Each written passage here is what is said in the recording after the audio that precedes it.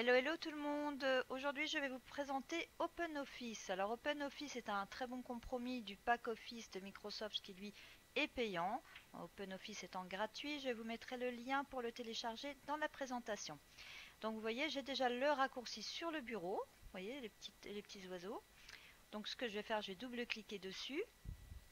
Et là, je vais m'intéresser pour l'instant au texte, puisque le tableur, etc., on verra ça par la suite. Donc je double-clique sur le texte et là j'ai un document nouveau qui par défaut s'appelle sans nom 1. Vous voyez en haut là, sans nom 1 OpenOffice Writer. Donc je vais changer le nom pour pas perdre, il faut toujours enregistrer ces documents. Donc je vais en dessous fichier, hop, et là je vais chercher enregistrer sous. Et là je vais l'appeler, je tombe sur mes documents, hein. Après vous le mettez où vous voulez. Et je vais l'appeler présentation OpenOffice. Voilà.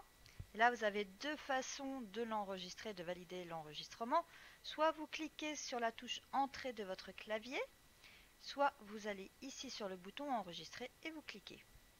Et vous voyez que le sans nom va maintenant s'appeler Présentation OpenOffice. Alors l'extension, c'est pas un doc, hein, puisque ce n'est pas Word, c'est ODT.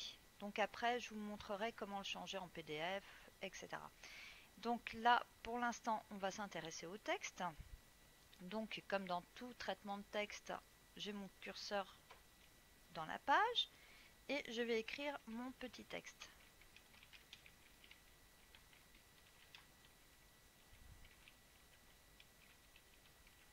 Voilà, j'oublie pas le point parce que c'est une phrase. Voilà. Et là, le texte est quand même bien sur la gauche, un peu trop sur la marge de gauche. Donc ce que je vais faire dans un premier temps, je vais le centrer.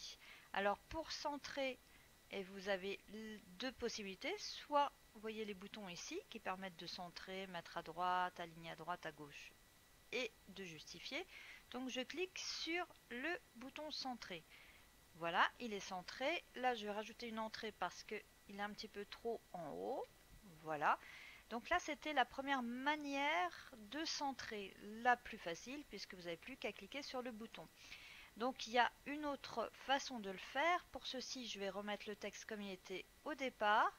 Donc pour annuler les opérations précédentes, j'ai, vous voyez, plus qu'à cliquer sur le bouton retour. Donc c'est la flèche qui va vers la gauche. Donc j'appuie une première fois, il remonte le texte, et une deuxième fois, normalement, il aurait dû, voilà, se mettre sur la gauche. Donc là, je vais aller sur format, paragraphe, et de la même manière, je vais avoir alignement. Vous voyez, il est sur la gauche, je le veux toujours en centré. Donc je vais cliquer, vous regardez bien à être sur l'onglet alignement, hein. Et donc là, je vais cliquer sur centre. Et je fais OK. Et voilà, il me le remet en centré. J'ai plus qu'à faire une entrée pour descendre le texte. Maintenant, on va s'intéresser à la police. Donc pour la police, on surligne on sélectionne tout le texte. Et là, on a toujours deux façons de le faire. Donc soit on va sur la police ici, donc je vais changer, je vais mettre par exemple en verdana, en gras, et je vais également changer la hauteur du texte, la taille de la police. Donc là je vais mettre 14 puisque c'est un titre. Hop, voilà. Donc là c'était une façon la plus simple également avec les boutons. Je vais vous montrer la deuxième façon. Pour ceci, comme tout à l'heure, je fais un retour arrière. Voilà, j'ai bien mon texte centré, mais avec Times New Roman en 12 et non gras. Donc là, mon texte est toujours surligné. Ce que je vais faire, c'est que je vais vous montrer comment aller. Alors, dans format, là, ça va être caractère. Caractère, c'est la police. Et là, je vais choisir... alors, vous voyez ici, ce qui est bien, c'est que vous avez l'aperçu en même temps, hein.